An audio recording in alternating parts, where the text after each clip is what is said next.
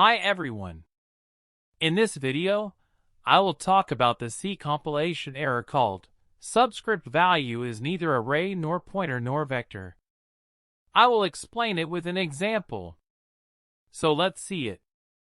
In this program, I declared a variable of type integer called a, then a second variable also of type integer called b, and I initialized b this way.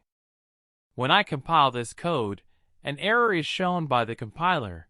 Subscript value is neither array nor pointer nor vector. Here is the message that describes the error. Let's fix it. In this context, you cannot use the array operator with a variable. Indeed, it must be a pointer or an array. So just remove the array operator. Now the compiler does not show any error.